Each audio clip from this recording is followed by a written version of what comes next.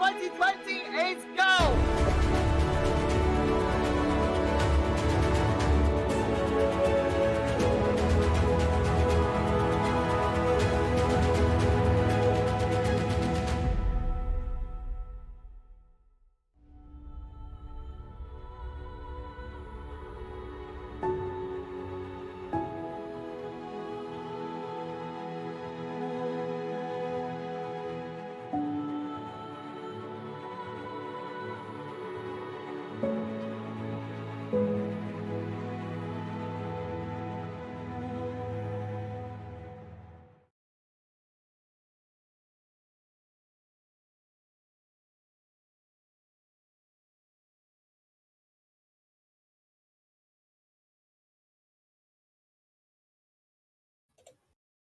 Hello everyone and welcome to GPVWC. This is round 3 of the GPVWC Superleague Lights Championship of 2020.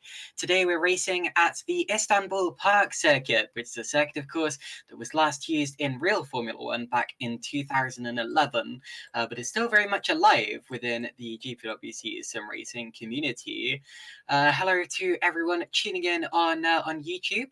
Great to see you all here, and also a big welcome to my cameraman Gerrit de Vries. Thank you for streaming this, and also to Yousuf bin-Suhayl, who is my co-commentator for today.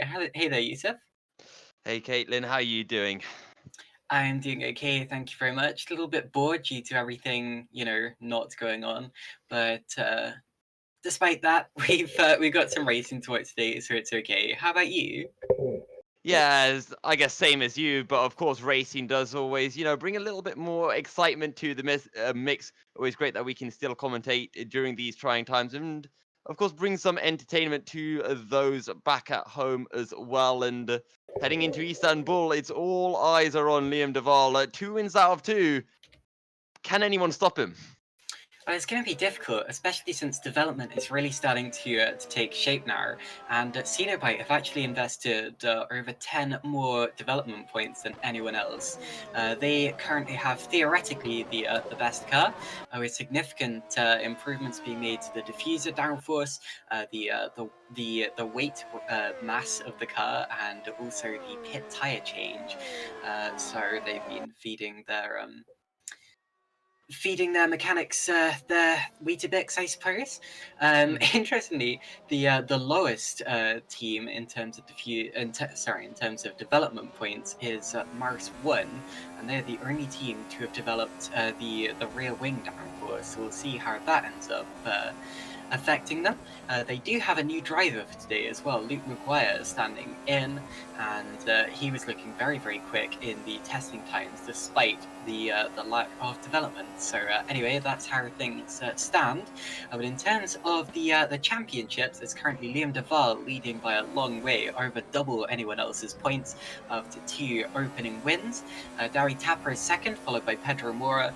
Jeffrey Fournier fourth, although actually he is in the race. He is racing for RSR today, so we do have Jeffrey Fournier, which is good to see. And fifth in the championship is Dino Paolini, followed by Jack Mir, Sandeep Singh, Michael Francesconi, Colin Spork, and Jason Muscat. Those are the top 10 in the Drivers' Championship. And in the teams, it's currently Cenobite Motorsports, followed by RSR, then MDR, TJR, and TTF. So those are the top 5 in the teams championships. Only 2 teams still yet to score points, Drake Racing and Mars 1. Drake didn't really set that many practice times, so they may well struggle today. We just have to see what they're capable of. They have Roy Stroton and Stefan McCready, but I'm more interested in Mars 1 today, since Luke Maguire appears to be setting some pretty quick laps as we get a benchmark qualifying time. I'll speak about that in a second, but the other Mars 1 car is driven by James Juba. The opening qualifying time, the benchmark is a 1:24.467 from Liam de Vries. Currently Cenobites are 1-2, then it's Pedro Mora in third, Yousuf. Yeah, and as you mentioned, Cenobite have put a little bit of investment into their car, and well, they currently 1 and 2. But there was a name that you mentioned, Jeffrey Fournier, and he is someone that I really want to look out for. Didn't race back in Australia, joined the season a little bit late, but he was the only one who was able to even come close to Liam Duval back at round 2 in Bahrain. So I'm super excited to see whether Jeffrey Fournier can mount a potential title challenge on Liam Duval, and maybe this is where he can take that win away from Liam. Yeah, it'll be interesting to see. Let's have a look. Since we've still got plenty of qualifying time, I want to look at Kaz Rateville quickly because he is just about to start a flying lap, and we can show you here around the Istanbul circuit. Here's turn 1, it's downhill. You hook the car in, and then turn 2 is completely flat out as you head back up the hill again. It's a real roller coaster ride of first sector, and I very much enjoy it. Turn 3 is very much blind. Turn 4, again, you start heading downhill for. Turn 5, easy to lose grip, easy to miss the apex there, easy to lock up.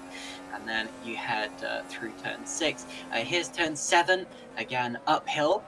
So you've been down, then up, then down again, and now up again, and into the real iconic corner of the Istanbul circuit, which is turn 8, 4 apexes. It's the longest corner in GPVWC racing. And once you're out of that, you can breathe a sigh of relief, but not for long, because you have this difficult chicane. You have to judge your braking properly.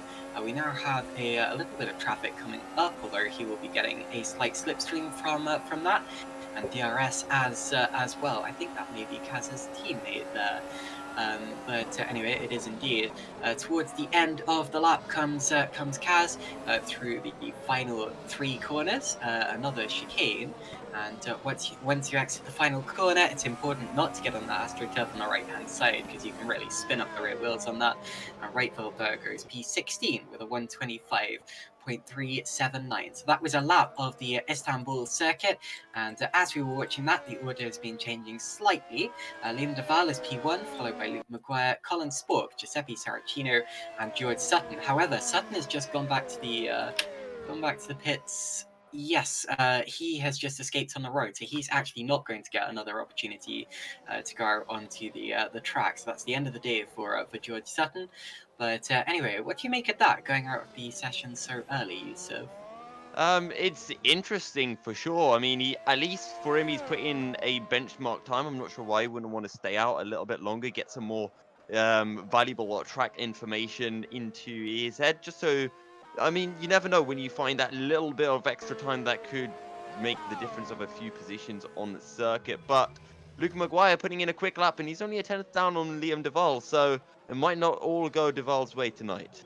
Yeah, the thing I'm really interested in with Sutton backing out the session so early is that the track times do tend to drop towards the end of the session due to the track rubbering in, getting more grippy as it goes along.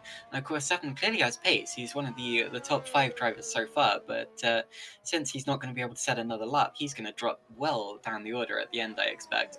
Luke Maguire's doing what he's supposed to. He's just driven back to the pit, so he's going to be going out for another run, I expect, as he locks up the tyres, but that's okay. But anyway, in terms of lap times, you've just new 3rd place, James Zuber in the Maris 1, and that's impressive for Maris 1. Again, they are the least developed car in theory, and yet they are 2nd and 3rd at the minute with Luke Maguire and James Zuber, Yousuf.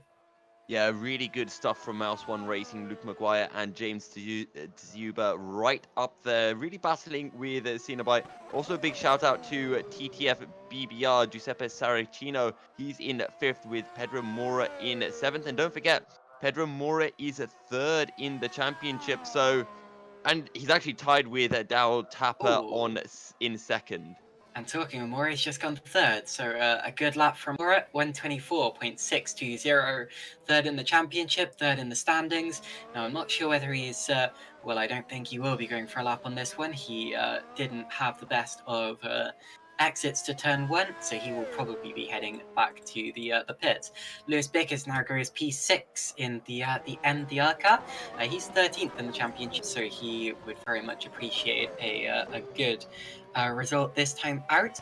And in terms of the laps, I don't see any particularly quick ones being set. At least no particularly impressive second sector times. Although Dino Paolini looks as if he may be about to improve in his second sector. It was a quick first sector, 31.5, and actually that was a pretty quick second sector as well. So he's currently 12th in the order. I wouldn't be surprised if this elevates him up to the top 5 potentially. Paolini, of course, finished second at round 1, and then DNF'd last time out. As he comes out of the final corner, we see what he's going to set this time around, and it is P5, so my prediction was absolutely correct there. Dino Paolini elevated up to P5. Yeah, very good lap for Paolini. Only 500ths off Pedro Mora and Adrian Faber, who are just separated by 7,000ths of a second. So it's very close in this battle for second place. And we only have just under 6 minutes of qualifying remaining. So everyone should be able to get at least one more lap in. There might be a few lucky drivers out there who can get in a second, as Jukka-Pekka Lalu, he goes to 7th place for Royal Blue Racing. That's a good result for him so far. So car without a rear wing, I think it's Fournier, but he has just managed to make it back to the pits, so that is good for him. And it wasn't Fournier, it was actually his teammate Sandeep Singh. I've also noticed we've lost Adrian Faber, so Faber, who was in 4th place, has actually left the session, so hopefully he can make it back. What happened to Singh was simply a spin coming out of turn 6 back into the wall, and he wasn't the cleanest of drivers trying to make it back to the pits. Of course, it's very, very difficult to drive a car without a rear wing. The front wing is essentially acts as a lever. I just want to cut you off for a second, because Luke Okay. Maguire, he's gone purple in the middle sector. Is he actually going to be able to improve on Liam Duval? No, he is not, but he's 400ths down, and now all that time was lost in the first sector. He wasn't able to improve there, but Luke Maguire is right up there. Well, you're right to cut me off there, thank you. But Jason Muscat as well has also gone to 6th place with a purple in sector 3. He will be 5th on the screen. However, if Adrian Faber makes it back, he will be dropped back down to 6th place. Will Jason Muscat? Again, not sure what's happened to Faber. We've got another car going around without any wings on it, which is not ideal. But anyway, the good news is, if you can make it back to the pits, of course, you do get another chance. That's Comrade Zaribiec, who's had an incident somewhere. But anyway, 29 drivers still here.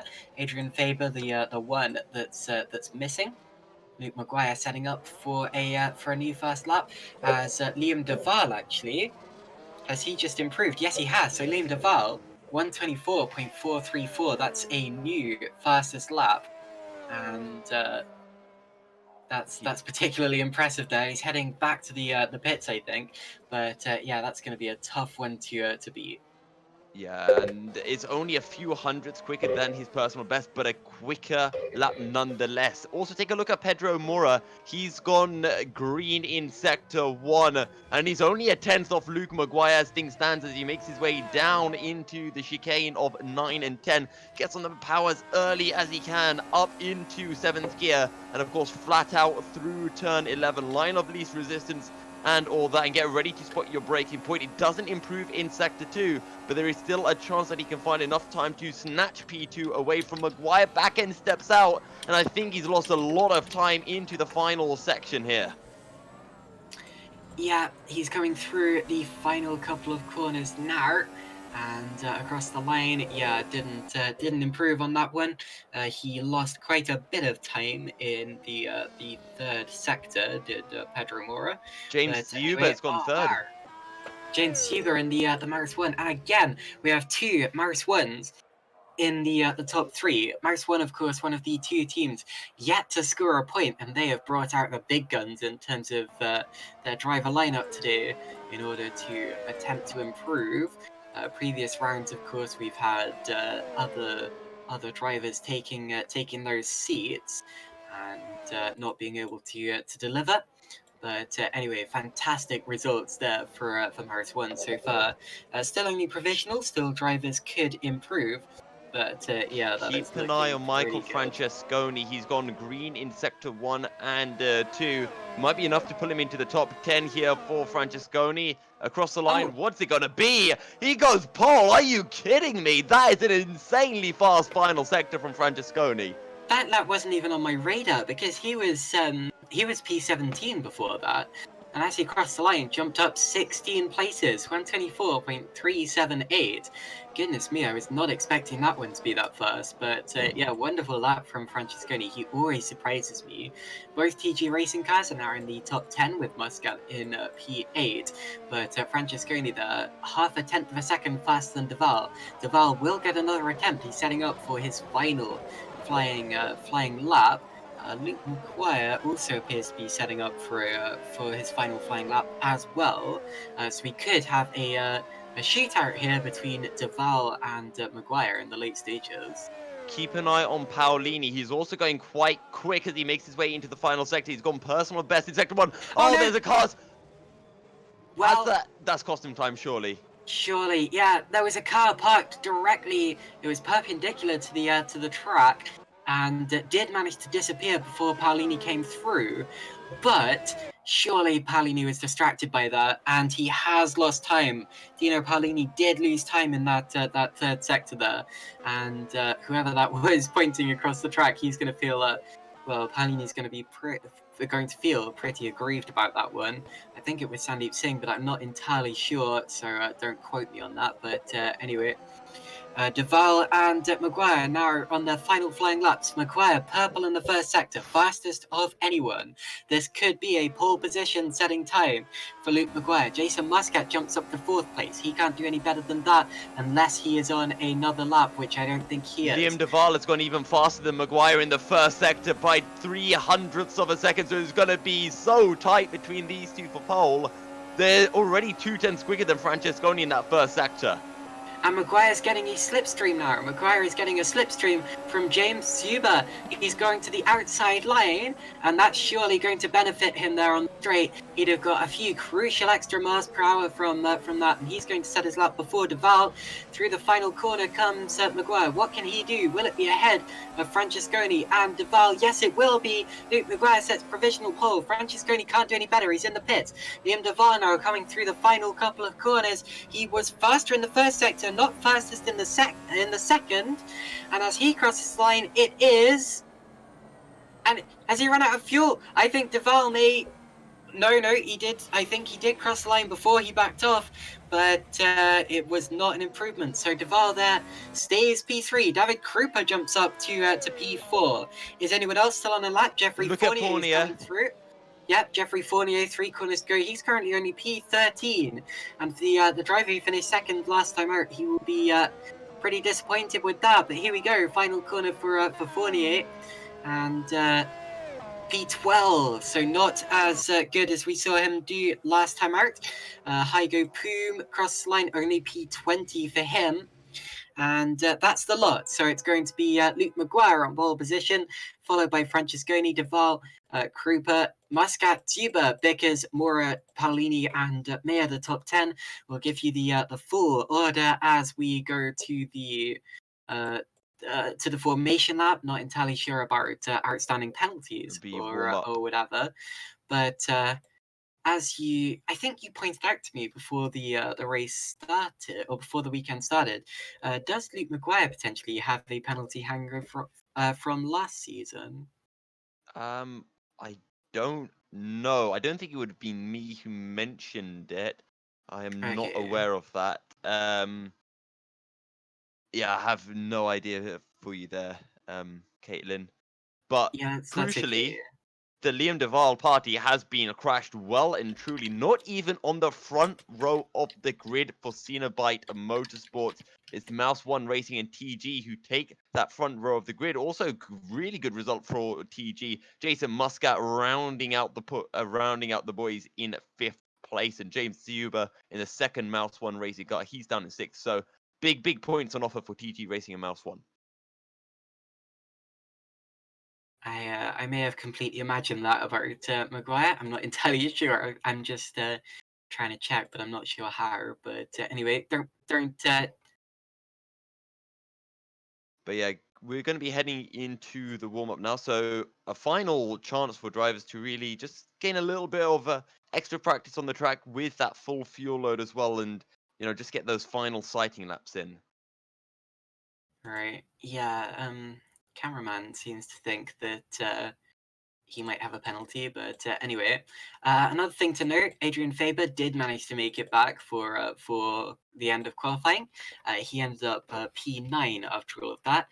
Did miss some vital track time, and I'm not sure that he set a lap quicker towards the end there, but yeah, he's made it back, so at least we will have the full Harris of drivers starting.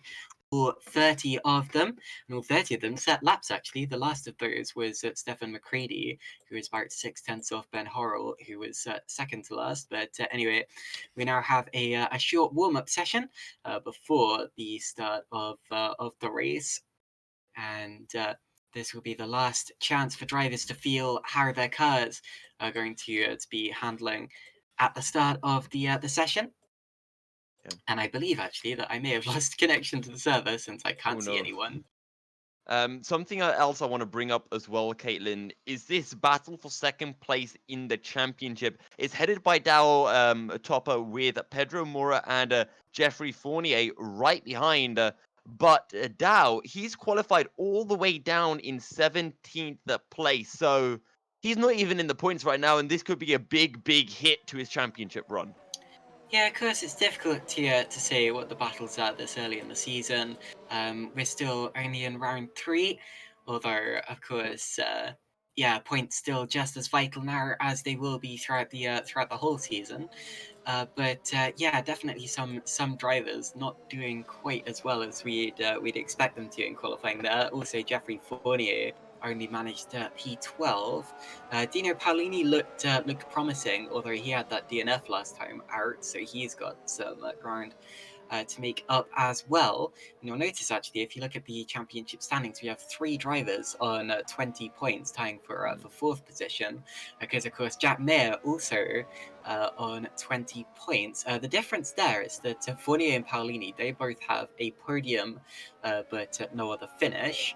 Whereas Jack Mayer finished 2 races in the points, not quite as well as they did, but with more consistency. So whether Jack Mayer can hold on to those guys is to be seen, I suppose. But for now, I think all eyes will be on what Fournier can do, what Tapper can do, etc.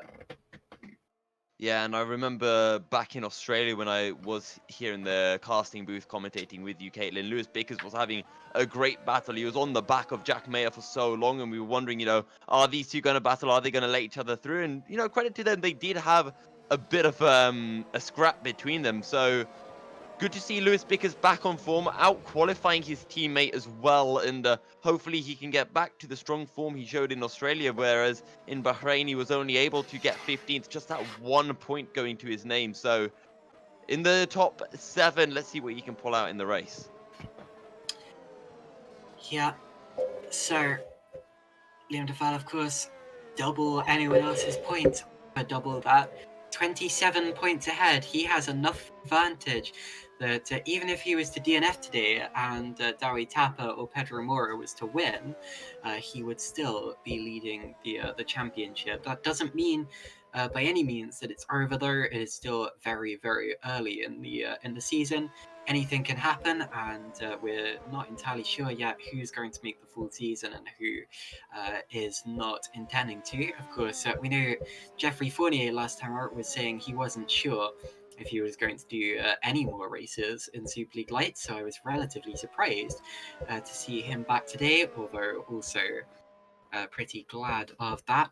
So whether he ends up in that fight for second in the championship is mainly down to if he is committed to the rest of the season. Although if he was, I would have expected him to make round 1, which he didn't. So that's an unknown as well. We also have plenty of drivers still to score points, plenty of quick drivers still to score points as well. Of course, drivers yet to finish a race. Konrad Zarebic retired from the first two. We're still yet to see exactly what he is capable of. James Duber also retired from the first two, and wasn't particularly quick at Australia, but has been pretty rapid so far at Istanbul. George Sutton, Tomasz Voch, Johan Lindberg, they are all also yet to finish, and then you have other drivers yet to score points in and around them. I think out of those, I'm mainly interested to see what James Tuber can do today. Of course, with his new teammate, Danny Robbins has been replaced at Mars 1 uh, by, of course, Luke Maguire. And Maguire, of course, showed exactly what that car is capable of in the right hand. Yeah, and Fournier showed that he could take the challenge to Duval back at Bahrain when he joined. Well, it looks like Luke Maguire can do the same thing potentially. Now, Caitlin, my question for you is we have Maguire starting on a pole, Francesconi second, Liam Duval third. That's the order of the top three. Do you think it will be those three on the podium at the end of the race? And if you do, will it be in that order or something different? Well, it's tough because for a start, that is not the official grid order. We don't know if any of those have an outstanding penalty or not. There are concerns about Luke Maguire since he, of course, didn't race in the first few races of the series, so he may have an outstanding penalty from last series that I haven't been able to find. Also, we have some penalties from last time as well. One for Bickers. No, never mind. He didn't get a grid penalty. That was only a timed penalty for last race. But we do have grid penalties for no one. Okay, that's good to see. Okay. Completely ignore me. But anyway, yeah. To answer your question more directly, I think Maguire is going to be very competitive wherever he starts from. But again, I think the driver to beat is Liam Duval here, and I think it would take someone rather bold to bet against him taking the win. So. If I had to make a prediction, I would say Liam Duval, although I know that's a rather boring one. So I hope we get a closer race. I'm gonna go with Luke Maguire to take the win ahead of Liam Duval, and I'm gonna say Jeffrey Fournier to take third. He was really impressive at Bahrain, and I think he's got a lot to show. We don't know what his race pace is going to be like. Qualifying's one thing, race can be completely separate. You can have an amazing setup heading into qualifying, but if you cannot do that kind of pace consistently, lap after lap, for what is a very long and tough race, is going to be so difficult for you. Another thing to mention heading here into Istanbul is not one of the easiest tracks to overtake at. Well, you do have opportunities, of course. You have the long straight coming out of turn 8 towards the chicane partway down the straight, and then you also have the even longer straight following that, and the final sector, of course, because it goes left, right, left. It's an opportunity where if you can keep yourself alongside your opponent on the outside line, you get the inside for the next corner. So it is a track that promotes good racing. But yeah, it can be pretty difficult at times, especially since those straights are at the end of very fast corners, which tend to unsettle the cars aerodynamically. But another thing I was going to bring up is that we've also seen Jeffrey Fournier is a master of overtaking. Of course, last time out, he pulled the move of the race undeniably when he passed two cars at once into to turn 1. I think it was pretty much the best move I've ever seen in Superleague Lights. And yeah, I would be surprised if he doesn't make up positions in the first 5 laps or so. Yeah, and something else to keep an eye out for is I was lucky enough to commentate here at Istanbul for the Formula Challenge race. And one thing that did constantly happen was that there were mistakes being made into turn 8. And once you do run that little bit wide through 8, this track just pulls you out and you can lose so many positions. So if we do see cars going side by side into turn 8, the driver on the outside is likely to come out worse. So just keep an eye out for that. Anyway, we have just 1.5 minutes to go in the warm session. This doesn't mean much. It can give us a brief look into to drivers' race paces at the start, but really it's not much to go on. Liam de Vries currently at the top of these times, followed by Luke Maguire, less than a tenth of a second in it. But both of them are on the same tyres, although again that's really not that much at all. Fournier currently third. And then it's Mora and Spork. But again, that really doesn't mean that much. I am interested to see, apparently Spork is on slightly harder tyres than the others in this warm-up session. So again, that's going to be something to keep an eye on.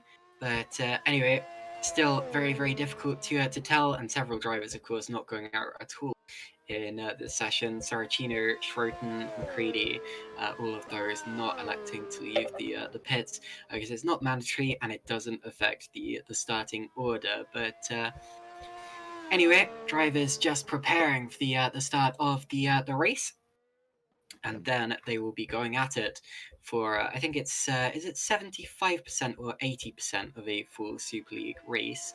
It's around that bracket anyway. Of course, you can never get it spot on, but it's around that bracket. 3.317 mile long circuit, and we're going to be seeing it several times over as the drivers battle for supremacy.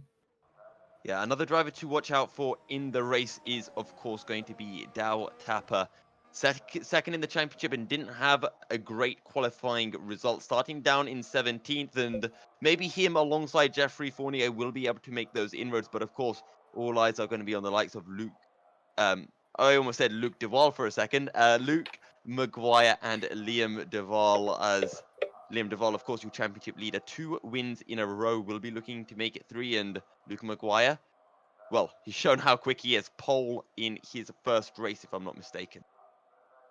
Absolutely, Luke Maguire, very, very fast. We've seen him racing here in the past and doing a great job. Checkered flag now out on the qualifying session, meaning that the drivers are now going to be heading back to the pits, and then the session will tick over as we prepare for the start of the formation lap and then the race. And I'm interested to see what the actual grid order is going to be once things like penalties are applied.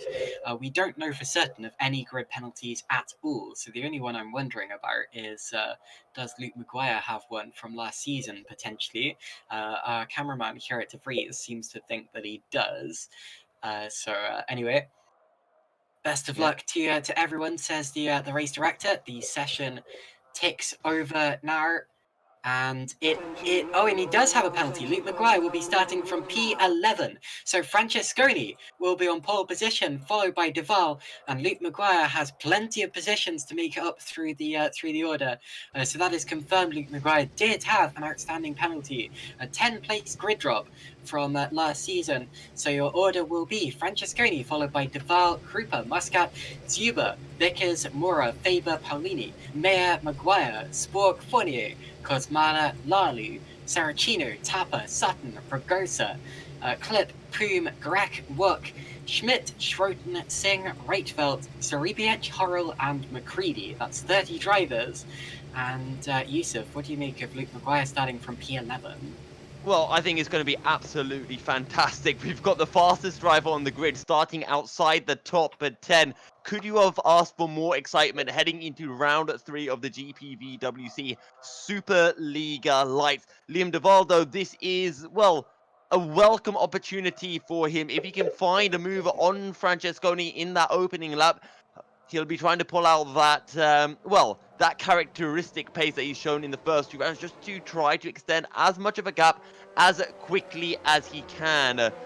Luke Maguire, though, he will be quick and he'll be climbing up the order very fast. And he's also going to have Jeffrey Fournier right behind him on the grid, or at least geometrically, he will be right behind him on the grid anyway. Leave your predictions in the YouTube chat. Who is going to win this? Who's going to make the most places up the order? And if you have any other miscellaneous predictions, they would be good to leave as well. Francesconi leading them around. It's going to be him on the front row of the grid alongside championship leader Liam de Vries, who with with Maguire's penalty, gets elevated to the front row of the grid and has a clear view down into to turn 1. Everyone will be starting from the grid. None of the drivers have gone back to the pits, which is good to see. And in terms of tyre choices, it appears that most of the top drivers are on the softer tyres. Colin Spork is on mediums. Also on mediums is Sebastian Kozmala. And then the top hard tyre runner is Jakub Lalu in P15, followed by Saracino. So some varying strategies throughout the pack. You often see that as the drivers behind know that they've got less to lose, and therefore they can afford to do more experimenting with strategies and things like that. But anyway, I think out of those, I'm really interested to see what Colin Sport can do on the medium tyres. He's in the Cenobite car, which is theoretically the best on the grid, and he will have a very flexible strategy since he's not on the softest tyre, but not on the hardest, and will make his mind up as he goes along, I expect. But anyway, here we go to the grid. Yousuf, do you have any words before the race starts? Well, I was going to say, Caitlin, you know how much I love that alternate strategy, so I'm really looking out for the likes of Colin Spork, Sebastian Kozmala, and Giuseppe Saracino. Don't forget Dow Tapper as well from 17th. He's going to be my biggest driver to watch. And we were talking about those, what would you call them? Predictions. I think mine's been thrown out of the water with Luke Maguire's penalty, but it looks like we are getting ready to start the race. Anyway, Stefan McCready lining up in P30. I'm going to hold that prediction just because it's going to give me some satisfaction when mine turns out to be more right than yours. But anyway, imagine if I turn out to be right. That would be amazing. Here come the lights, 5 red lights, and when they go out, we will be underway at Istanbul. Michael Francesconi leads them away. Power is put down, and de Vries is on the outside. Francesconi leads into turn 1. A slight touch there. Krupa very, very lightly brushed the back of de Vries' car, and I think we all make it through the opening couple of corners cleanly. We do indeed. That's good to see.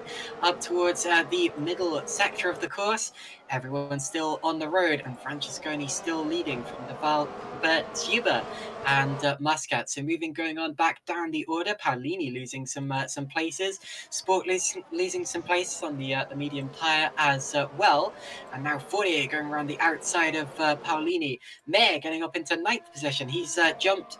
That's Maguire. So Maguire briefly got up into 9th, and Maguire goes back to 9th now. So he's made up 2 places. Maguire up into 9th. His next target is Adrian Faber, who is P8, down towards the chicane now. Liam de Vries sizing up Michael Francesconi. He's already on the back of him, although didn't get the best exit to that chicane and may well be under attack for Krupa. Scratch that, he's still gaining on Francesconi with the slipstream. Here comes de Vries. This is going to be for the lead of the race. Liam de Vries takes a look to the inside. Goodness me, almost sold Francesconi the dummy. Now goes back to the outside, but can't hold it there. You can sometimes do that and keep the inside line for turn 2, for the penultimate corner, sorry. Doesn't manage it. Sport losing places. Sorry, what were you going to say there? I was about to mention Colin Sporker dropping down the order. Jack Mayer was looking really aggressively at Adrian Faber. I think there was contact between them, and now Maguire is able to pick up a position, I believe, but is still very close in that battle for 8th place. Pascal Schmidt's lost a lot of time. He's had an opening sector. That looks like a very laggy instant to me, so I think that was probably not his fault at all. He's now running around without his rear wing, but everyone else still clean. Francesconi still leads the race, half a second ahead of Liam Krupa, Zuba, and Muscat at the end of the opening lap, and Luke Maguire is up to 9th. Maguire now on the back of Adrian Faber, as I said, might happen. Sport still losing places. He hasn't been able to hold on as much as he would have liked on those medium tyres. Fighting going on all the way back through the order. George Sutton has lost a bit of time now as well. I think he's had a Oh, as Ben Horrell goes for a spin in the mid-pack, drivers scatter in avoidance. I think everyone avoids him, and Horrell will recover in P28, so a dreadful time. Take a look at Luke Maguire. He's having a go round the outside as he makes his way down the back straight into a turn 12. They're side by side. Maguire on the outside. He's going to try to hold it, but he just can't find the grip. We'll have the inside into 13. Oh, there's contact. There is contact. Adrian Faber goes sideways momentarily, and now Jack Mayer is going to slide up up the inside of Maguire, who drops it down the order. He's side by side with Jeffrey Fournier, our second place finisher back from Bahrain. Luke Maguire dives down the inside. There's contact between the three of them. He's got to drop the position to Jeffrey Fournier, but he finds a way back past Jack Mayer, still side by side, Caitlin. And Jack Mayer would not have known what hit him there. Suddenly they went 3 wide, and 2 faster cars came steaming up his inside. That was dramatic racing there. As George Sutton now pits, his incident was caused by well, he simply dropped on his own and lost his front wing. But anyway, yeah, amazing battling there between Fournier, Maguire, and Mayer. I've got no idea how they managed to make it through turn 1 without at least one of them going spinning there. Fournier stuck his nose up the inside of Maguire. Maguire did not want to give it up, and in defence attacked. They say the best defence is a good offence. That was almost desperate there from those three. Yeah, Jeffrey Fournier just spotting the window opening, he went for it, and then Luke Maguire, credit to him, he saw the slimmest of opportunities and dived for the move. The stewards might be taking a look at that incident after the race, but for now, it's all a good racing. Jack Mayer, though, he's having a little look around the outside of Luke Maguire into the final corner, and he's going to pick up the position. I'm not sure if he was ahead going into the corner, but Jack Mayer up into 11th place. Fantastic racing, but anyway, Mayer 11th, Fournier 9th, Maguire is in 10th. Look at Faber now taking a look to the outside of Fournier and losing out. So Maguire's going to go around the outside as he's got the inside for the next corner. If he can hold it there, he's got a slight overspeed and he's still there. Maguire, Faber sees him and sticks on the inside. There's going to be contact. And they rub wheels, but both make it through cleanly just about. And now Luke Maguire stays ahead. So Luke Maguire P9, Faber P10. Faber might have a chance to come back to him. Not quite, he's not close enough. So that is a position to Luke Maguire. Now he's back in P9 where he was at the end of the opening lap. And he's got it all to do again. He's got to catch Jeffrey Fournier, who is about a second up the road, and they are losing time to Pedro Mora. Meanwhile, look at Liam de Vries now, right on the back again of Michael Francesconi. He's been sizing him up for the last couple of corners. I've been watching it with eagerness. And here he goes, DRS open for the first time, and he's going to go to the outside line. Liam de Vries with the overspeed, and he's pulled his nose ahead of Francesconi into the chicane. They almost overlap wheels, but Francesconi keeps the place but runs very, very wide now. He has to use a pit entry. Going for a switchback almost into the pit entry, and that was brilliant defence from Michael Francesconi. Look at David Krupa as well. Yeah, I don't think I'd have been able to keep that, but anyway, Krupa right up with them. He is well and truly involved in this battle. James Zuber making it 4 for the lead. The top 4 was separated by less than 8/10 of a second as they crossed the start-finish line there. So close, and Jeffrey Fournier is closing in slowly but surely to Pedro Mora in the battle for 7th place. The gap is under 1 second now. I'm sure it was about 1.5 seconds at some point last lap, but all eyes are on this battle for first. Michael Francesconi still holding back Liam de Vries, and these two battling is bringing David Krupa and James Zuber into the contention. Through turn 8 again they head. This is icing each other up. Look at the snake as Michael Francesconi pulls across on the left-hand side of the circuit, and everyone follows him, trying to maximise that tow they get from the slipstream. Faber getting slightly out of shape, coming through the chicane. De Vries will have the best chance of a move here. He's less than half a second behind Francesconi. He has the DRS. I'm not sure he's quite going to be close enough unless he can sell a dummy, and he doesn't do so. So they all go into the chicane in the same order. Zuber running slightly wide in the turbulent air. Now De Vries will be setting him up again as they head down the start-finish straight. No DRS. Look at Fournier. He's Fournier? right on the back of Mora. Where has this pace come from? Fournier is absolutely rapid here at Turkey. He is indeed. Meanwhile, we've had a first DNF, Pascal Schmidt. I'll cover that in a second.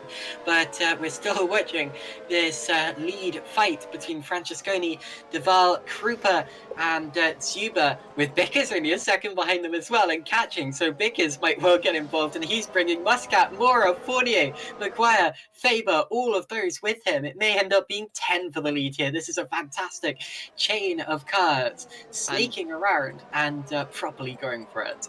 And Caitlin, Luke Maguire just set the fastest lap of the race at 27.03. The closest man to him is Jeffrey Fournier. These are the two quick drivers that I was hyping up before the race. Both of them starting outside the top 10. Luke Maguire was your pole sitter, had a 10th place with a grid penalty, had to start 11th. Jeffrey Fournier is starting from 13th place, and they're both doing great work.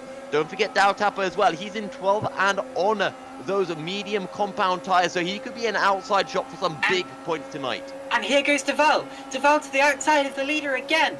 This is exactly what he did 2 laps ago. He's still there, and this time it's looking more Runs promising. wide. He's sliding wide. He's not on the grippy part of the circuit. Francesconi's still there again. He defends so well at this sector of the de Waal circuit. at a slingshot. Getting a much better exit with the slingshot, pulling right over in the slipstream. Now going back to the outside line towards turn 1, dipping down through the hill, and again gets a switch back, and Francesconi covers it off going to the left-hand side of the circuit. He knows he's where he needs to be for the next braking zone, and now he manages to pull ahead and keep the position. And wow, goodness me.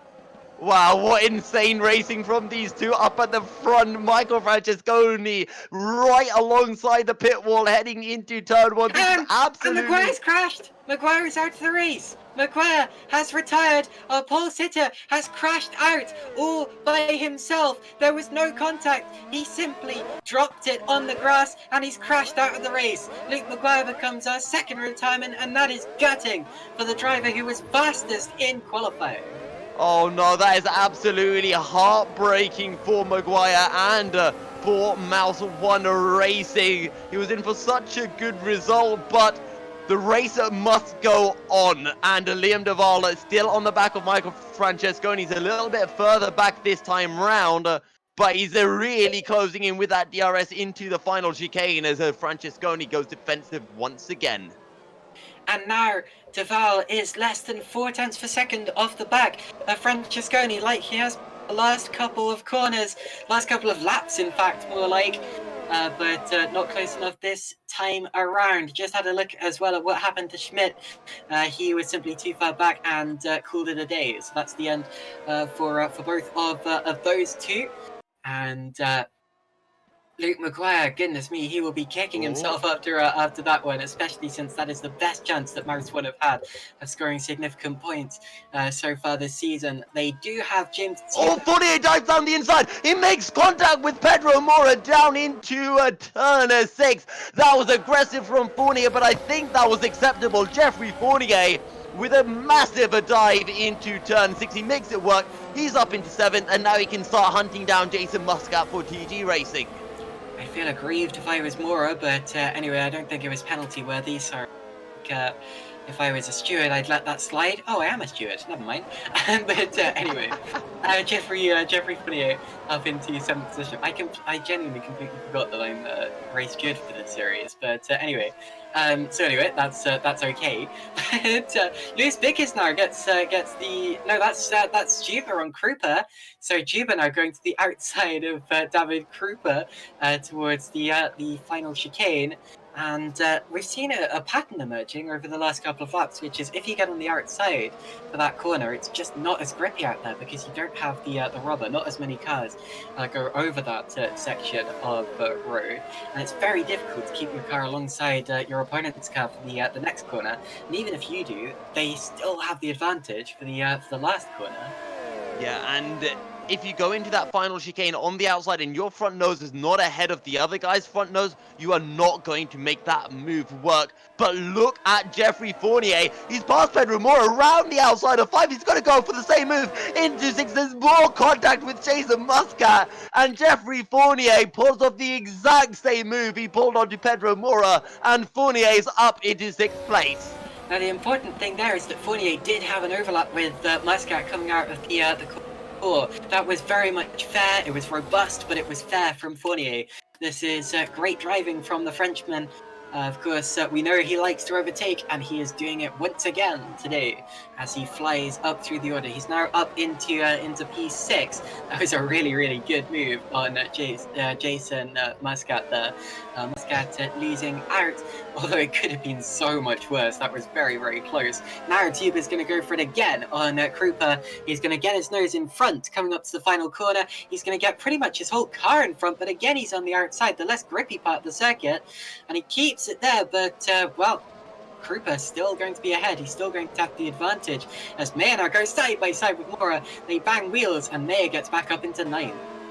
Now, I'm not gonna lie, Caitlin, back when you said that Jeffrey Fournier pulled off the move of the season, the best move you've ever seen in Superleague Lights, passing 2 into turn 1 at Bahrain, I was skeptical. I was thinking, what move could have been so good? But Jeffrey Fournier is absolutely flying right now. He's pulling off move after move after move in places you wouldn't even expect it. And look at this, he's already on the back of Lewis Vickers. If you ride on board with him, he can see Liam Duval up ahead, starting from 13th place. He is up into 6th place, and you know what? He might have a chance of winning this.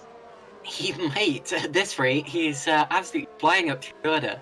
And of course, once he gets past one driver, he has the advantage of slipstream and DRS from next, which of course helps him to elevate his way up the order again.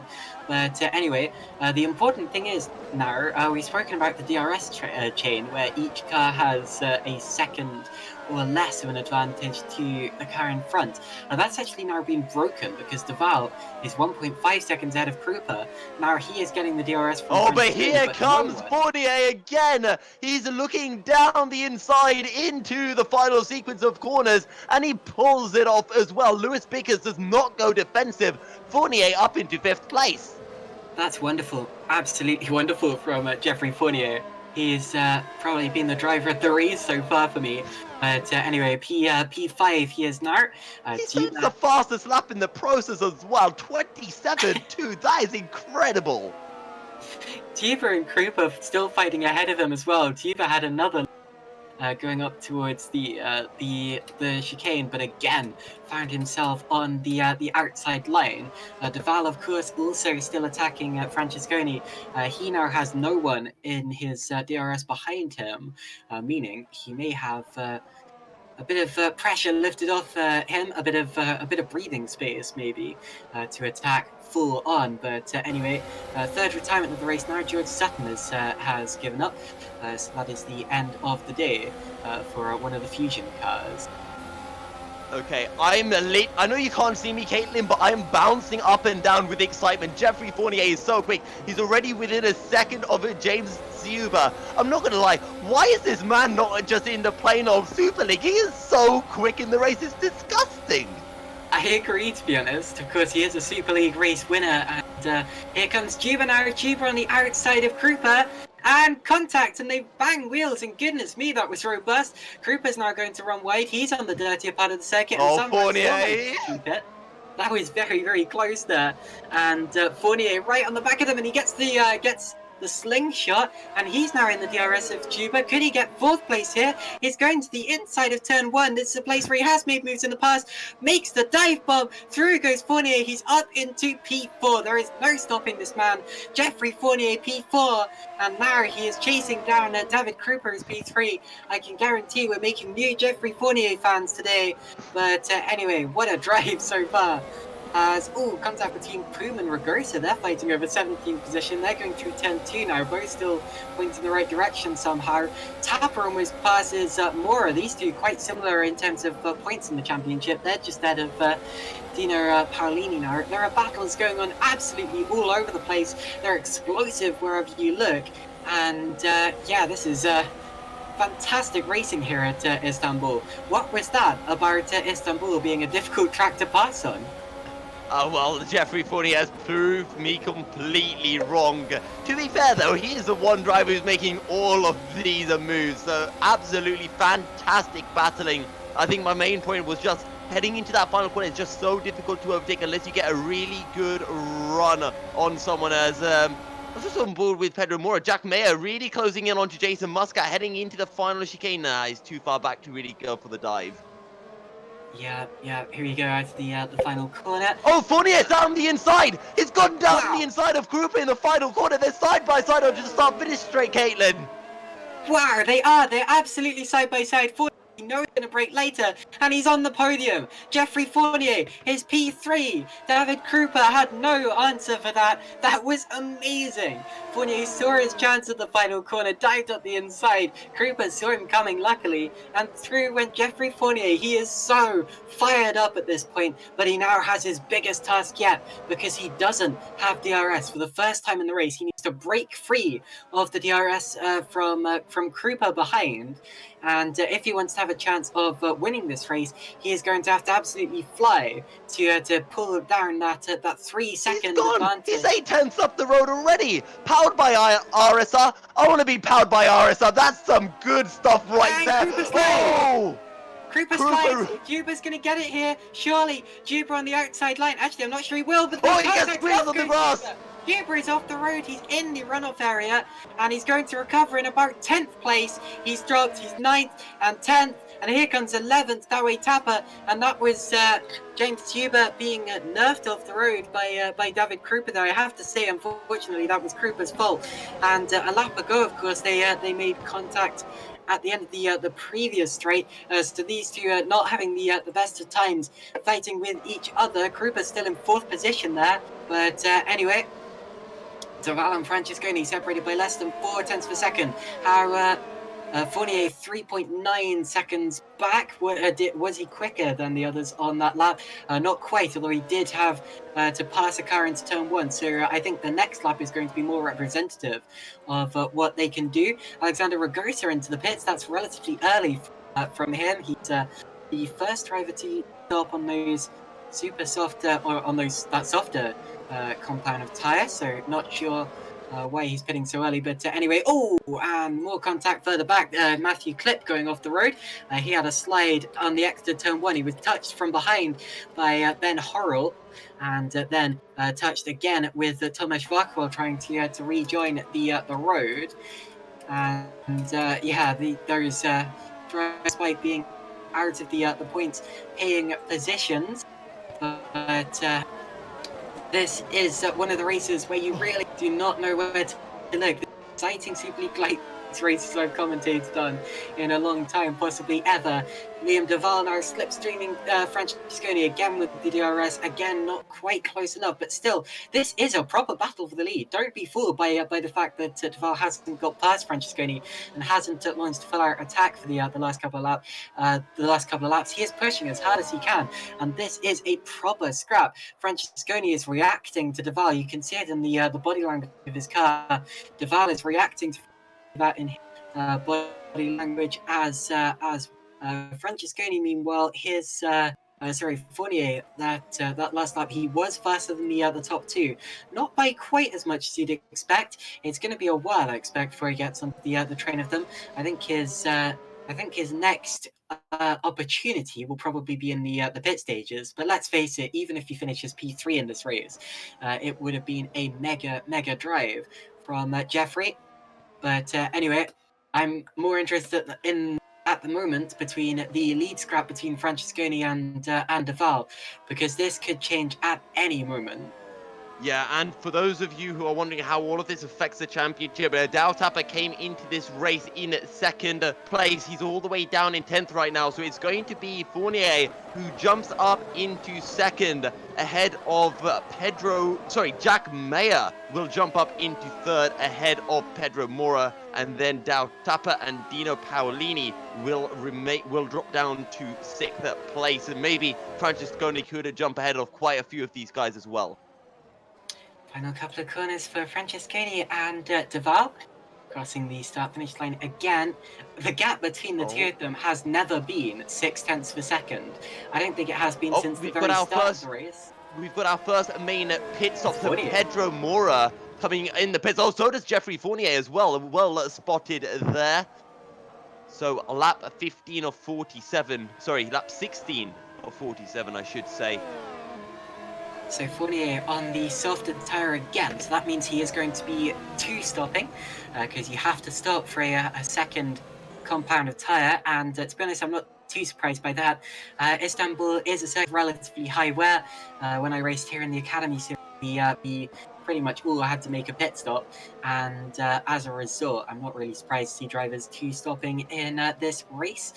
Fournier, I expect his second stop will be for the medium tyres, and it will probably be in about 16 laps time, so we'll wait and see what he does there. Interesting to see him pitting before the two drivers in front of him as well. I wasn't actually expecting that, since he had clean air, and normally when a driver has clean air and a gap of more than 2 seconds, you expect them to stay out and gain advantage from that and not risk coming out in traffic. Although luckily for Fournier, he has not come out in traffic anyway, so he did end up gaining from that. He will be on the softer compound of tyre, and as a result, fresher tyres as well. And that will probably gain him a tenth of a second or two over the leaders, who are still staying out and battling. Jeffrey Fournier has just gone purple in the middle sector. He's gained 6 tenths on these guys up at the front. Fournier on these fresh tyres is absolutely rapid. And you can see just in front of him are a whole gaggle of cars I'm sure he's itching to dive bomb. I love that sound he just made, but anyway, Faber in the pits and Poom in the pits as Kosmala spins. No, Singh. It's Singh who's spinning. He's at the back of Kosmala. So Singh there just braked slightly too late. He was battling Kosmala throughout the final couple of corners, and once he touched him, there was just no way he was controlling his car, and did a good job to spin it off to the side of the circuit so as not to hit Terence Grech, who was coming through next. So Singh leads the place to Grech and to Fournier, and Fournier is already on the back of Grech here. He might actually get held up by this, but we know that Fournier is fantastic at overtaking. See how that pans out. Now I'm expecting a move for the lead here. De Val is closer than he's been for the last couple of this is a great run. laps, and he's going to the outside line. De Val with the DRS, and through he goes. Contact. Ooh. The leaders make contact. Francesconi's going back through. Is he? He is. Oh, the cutback. De Val gets the cutback, and he's on the left-hand side of the road. This is the place where he wants to be. De Val makes the move stick. De Val has pulled a move for the lead of the race. Neither of them make a pit stop, and wow, how do you judge that one? Oh, that was a great battling between the two of them. Sure, there was a bit of a contact, but all's well that ends well. Neither of them have any damage. More drivers are coming into the pits. And I'm interested to see what kind of lap Fournier is going to pull out. Now he comes across the line. What's it going to be from Jeffrey? 27-0. He's gained 2 seconds over Francesconi on that last lap. But look at Liam de Waal go. He's over a second ahead of Francesconi. He said, look, I've seen Fournier. He's going quick. I need to get into the lead. I need to go, because this man is catching me way too fast. Absolutely. So up through the middle sector of the course they go. Fournier is still on the back of Kosmala. Well, he's now on the back of Kosmala, sorry. And We that's won't be over saying still for long. Yeah. Well, of course, the more cars he has to pass, the more time he's going to lose, I expect. And that's exactly why I expected him to stay out for longer earlier on, because that would have saved him from dropping back into the traffic. This might end up being what costs Fournier a chance of fighting for the top 2 positions potentially, but luckily it does give us some more chance to witness some wonderful Fournier overtakes. Here we go.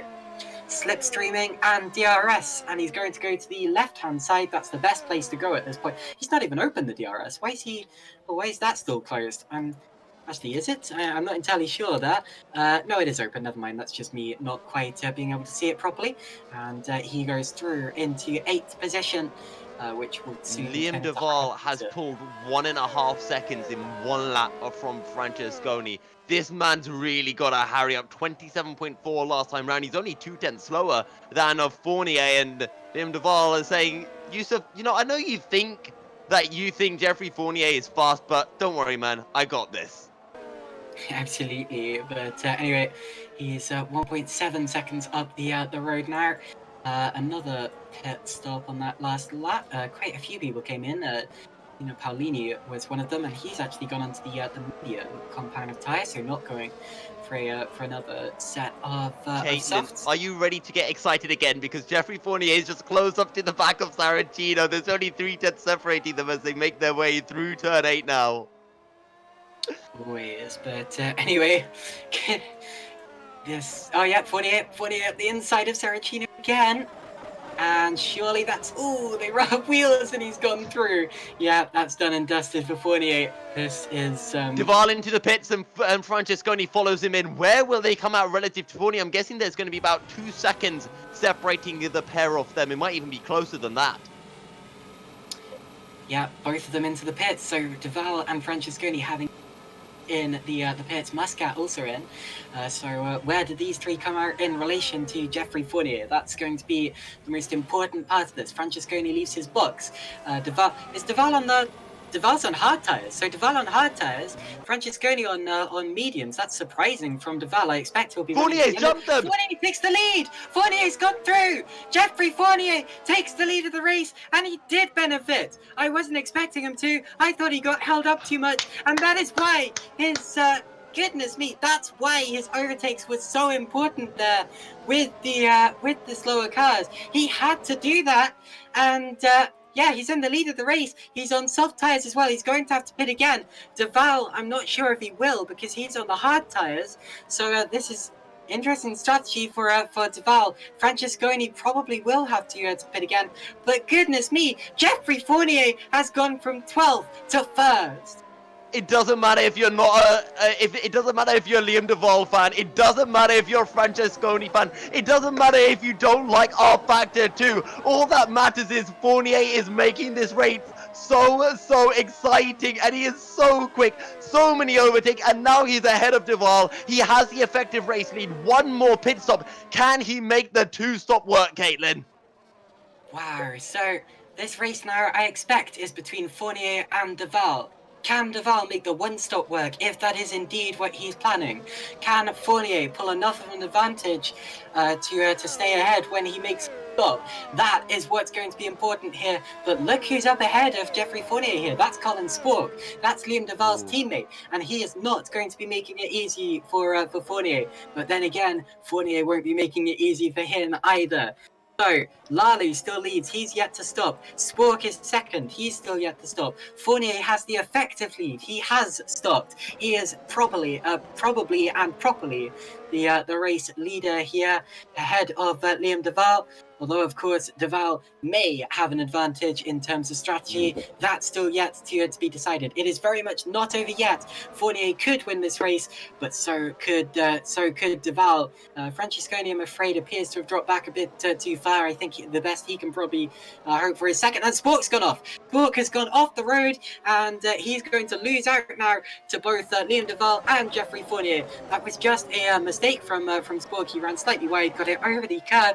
That's an easy mistake to make. I made it several times in the Academy series, but Spork in that has dropped to 4th in the order, and now Fournier has some clear road ahead of him, which is exactly what... Take a look at Francesconi. He's on the back of Saracino, onto the back straight. Saracino will not make it difficult for his countryman, and that is going to be Francesconi up into 5th place. Saracino also yet to stop. He's on the hard compound of tyre there in the TTF BBR car. TTF BBR, a team that's been there or thereabouts, but hasn't yet had a properly top-notch result. But anyway, Colin Spork into the pits. I should say that. I did say that, but Pedro Moore, of course, has been very competitive so far this season. Not quite a championship contender, but he's been well and truly up there. But anyway, that was a dramatic sequence in the race. We're almost half the way through already, but this is one of the races where you just do not want it to end. Goodness. But anyway, how long will Lally stay out on the hard tyres? He's one of the longest runners at the front of the field.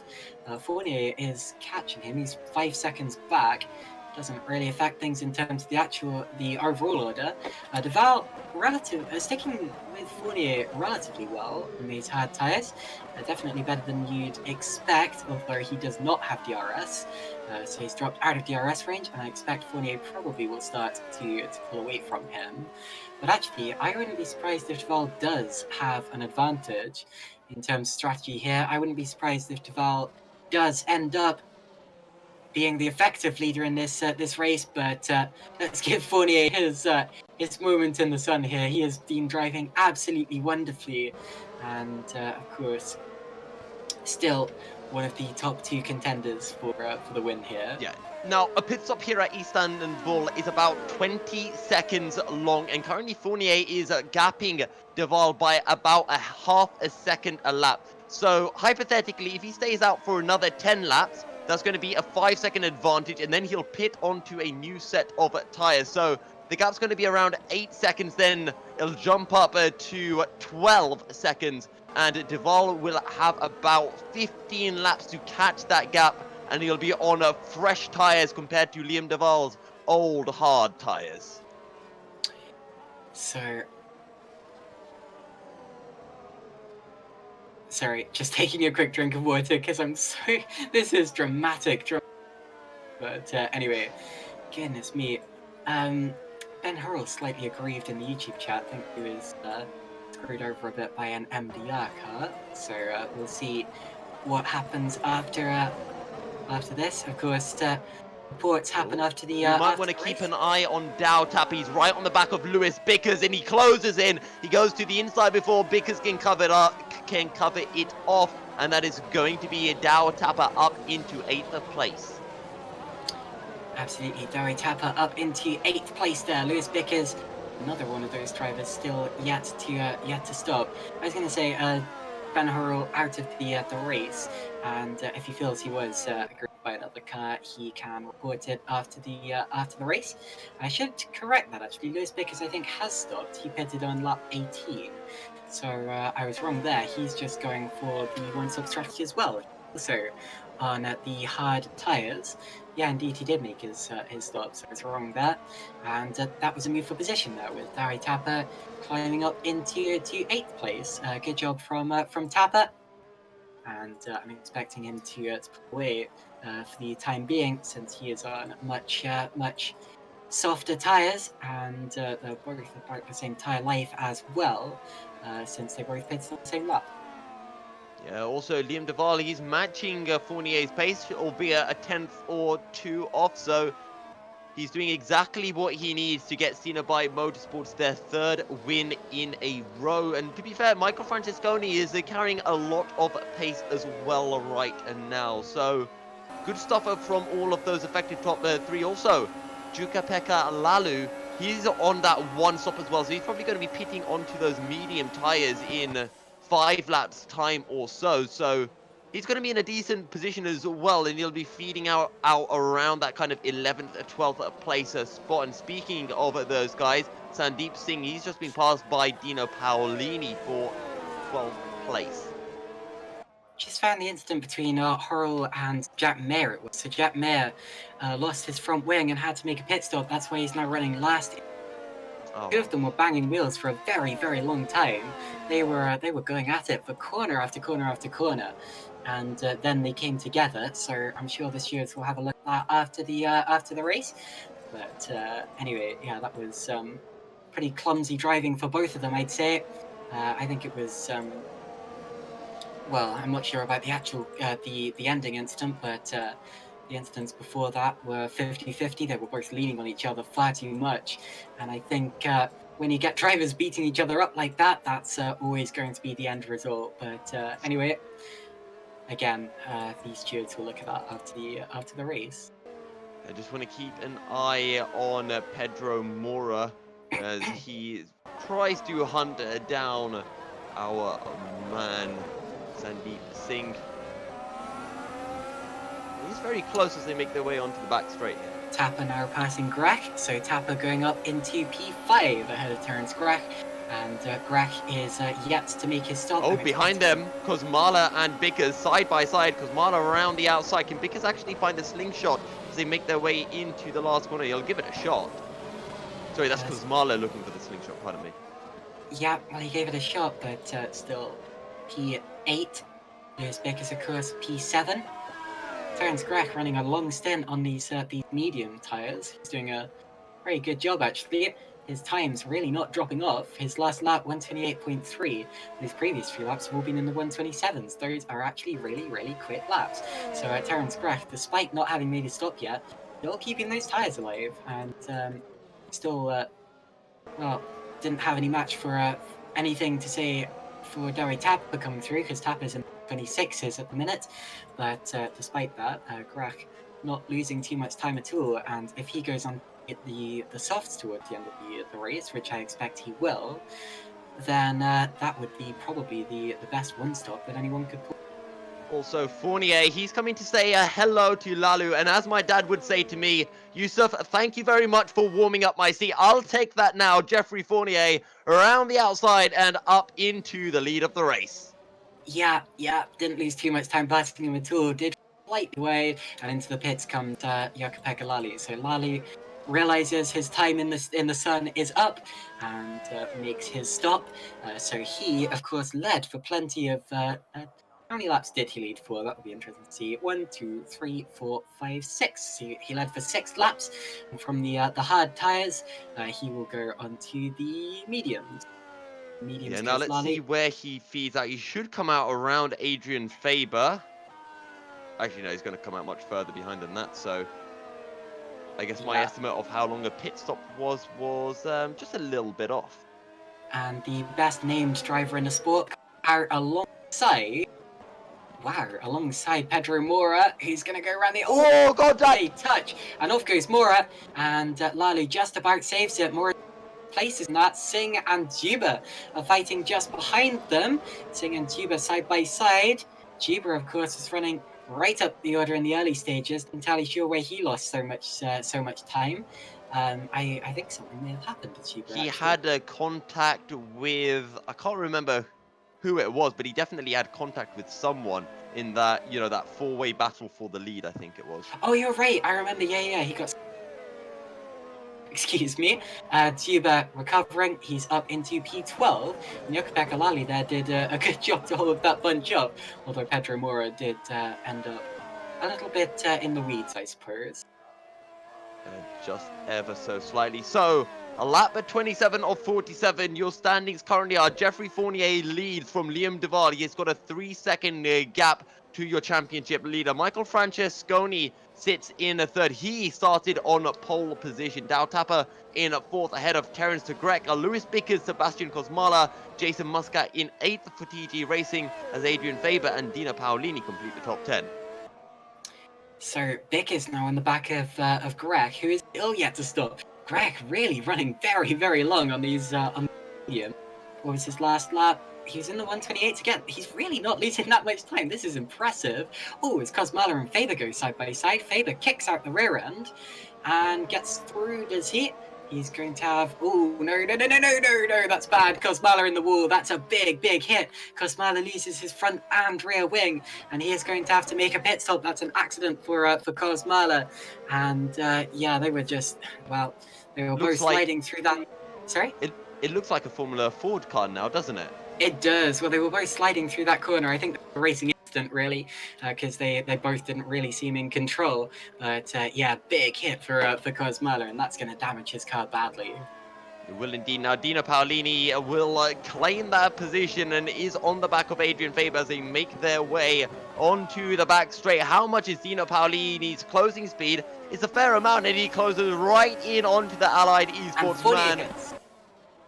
Fournier into the pits as Paolini down the inside of Faber. Faber will not fight Paolini off, and Paolini moves up into 8th place. Let's see how far down the order Fournier comes. So Fournier makes his second stop. He's on the medium tyres, just through go Duval, Francesconi, Tapper, Bickers, Muscat, Paolini, and Faber. So Fournier comes out in 9th place. Now Lalu's gone through. Now that is not what he wanted to see, because they well, neither of them are going to stop again. Now, it should be pretty simple for Fournier to get past Lally, but he has plenty of overtakes out of him to make. I suppose that's just how he likes it, but anyway, de Vries and Francesconi both ahead of him. Now, de Vries, we're not sure. I don't think he's intending to stop again. Francesconi probably will, so I think Fournier is probably effectively second at this point in the race. And if he's going to beat de Vries, he's going to have to pass him on the road, which is going to be a really, really tough ask since he's now 19.5 seconds down. I think that's probably too much, even though de Vries is on older and harder tyres. But you never know. We've seen that Fournier is a genius when it comes to overtaking. So I suppose we'll wait and see how it pans out. Genius might be an understatement for Fournier. That being said, though, don't forget, Lewis, because it's on the same strategy as de Vries, he pitted onto the hard tires, and it all kind of comes down to who is on a one-stop strategy, who is on a two-stop strategy. If no one pits, lap 35 is kind of the last point I would expect drivers to make a final pit stop if they are going to go for that two-stop strategy. So keep your eye for that kind of mark. So Fournier on the back of Lally, here's back of Faber. We've got a bit of a chain forming here. Dino Paolini only right in front of them as well. So this could end up being a bit of a fight. Fournier was not able to get past Lally on that last lap. And the more time he spends behind this bunch, the more time he's going to be losing. Did actually gain time overall on the leader on that last lap, although not by as much as he would have done if he didn't have cars directly in front of him. Through turn 8, this is going to be or towards turn 8 rather, this is going to be a difficult corner in turbulent air, and he's got a lot of it with 3 cars directly in front of him there. But he keeps it hooked up, keeps the grip, gets the run on the exit. And now he'll be setting up for the DRS zone. Of course, the disadvantage he'll have is that the 2000 look at that run! Also have DRS. Now here he goes. So DRS flap opens. Fournier goes to the right-hand side, and they're going 3 wide. We're going 3 wide now. Fournier, Lally, and Faber. And Lally didn't see him. Lally moved right across there, didn't see him coming, but moves past. So Lally goes past Faber. And also up in front, there was a change of order somewhere. No, I think it may have been that one that I saw. But anyway, Fournier now cuts underneath Faber after just almost having his front wing taken off. In fact, it was very good driving of Fournier to back out when Lally came across. He would have felt aggrieved, but that's better than being taken off. So good driving from Fournier again. And he gets past Faber. So Fournier up into P8, Faber down to P9. Next target again is Jukka-Pekka Lalu. Let's hope he sees him this time. Yeah, and I think Fournier might have something in store for Lalu, namely a dive bomb into turn 5 and 6. But let's see if he will pull that trademark move off. For now, I think he's going to be content with just sitting behind Jukka-Pekka Lalu, who does have pace and is lapping fairly quickly, and he'll just let Lalu make his way through Paolini, and he'll just follow him through at every turn. I still think Fournier is going to get second at worst here, but anyway, Fournier charging towards the back of Jukka-Pekka Lalu's car. Dino Paolini, Jason Muscat right in front of them, so Muscat dropping back. Muscat, of course, pitted much earlier on. Actually, did he pit at all? No, Muscat still running on those. No, he didn't. Lalu just went purple in that middle sector as well, Caitlin, and he's gone 3/10 faster than Fourier. So Lalu absolutely flying right now. But I just want to point one thing out. You're saying that Fournier is going to come second. That would mean de Vries finishes ahead of Fournier. All I'm going to say, I'm just going to say he would have won, de Vries would have been second, and Fournier would have been third, which was if a certain Luke Maguire didn't have to start from 11, did start. You say that, but Maguire crashed all on his own, so there's nothing to say that he wouldn't have done exactly that. But oh wow, I thought Fournier was going to go for his trademark move there, didn't quite. Singh and Poom both in the pits that last time around as well. But yeah, there's nothing to say that Maguire would have even finished the race had he started on pole position. No disrespect to Maguire, of course, he's a very, very quick and very competitive driver, but sadly today he threw away a good result. But anyway, Fournier, of course, this all does rely on if he can get through this pack, and I expect he can, but it's not certain. And it also... Oh, here we go. He's right on the back of Jukka-Pekka Lalu. Will Lalu see him this time? Hopefully so, but Lalu has the slipstream as well as DRS, whereas Fournier doesn't when he pulls out side by side, heading into the final chicane. Oh, so late on the brakes, but Lalu's super late as well. Fournier has the inside of 4, turn 13, and now the outside will look for the slingshot through 14. Lalu tries to park on the apex, but doesn't quite get it. Fournier with the drive on the inside into turn 1. And they did touch wheels there out to the final corner, but Fournier makes the move stick. Another excellent move from Jeffrey Fournier. Next target is Jason Muscat, because Dino Paolini just passed Muscat for 5th. So that's a change for 5th, and Fournier will be trying to insert himself into that battle. Of course, if he is to finish 2nd, he'll also need Francesconi to pit. Now, I expect that Francesconi will pit again. However, it's not certain, especially since we've seen drivers running very, very long on those tyres. Terence Grack, of course, recently has made his stop, but yeah, if he can run 29 laps on medium tyres, then there is a chance that Francesconi won't have to stop again, in which case Fournier would actually be 3rd, which would still be a great drive from Fournier, 12th on the grid, and he would still be my driver of the day, to be honest. But despite that, it's still not as good as he would have hoped for. He's now going to pass Muscat here. Watch this. He's going to get the slipstream and the DRS. Muscat also has DRS from Paolini in front of him. But Fournier has...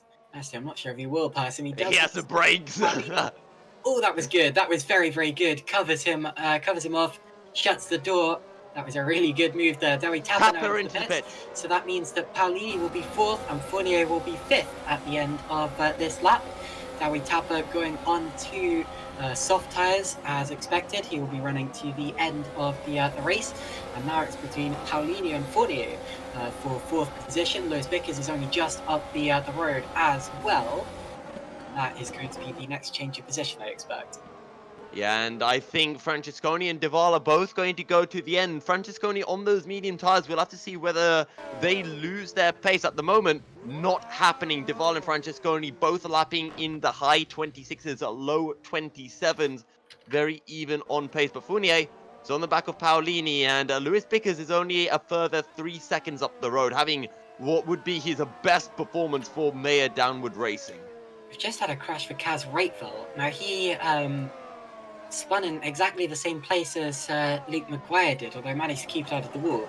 But then as he tried to get going again, lit up the rear tyres and spun it into the barrier. So didn't crash the first time, did crash, took another bite of the apple, I suppose. Here comes Fournier now to the inside of Dino Paolini. This is 4th place, and 3 he goes with the slipstream. So Jeffrey Fournier up into 4th place.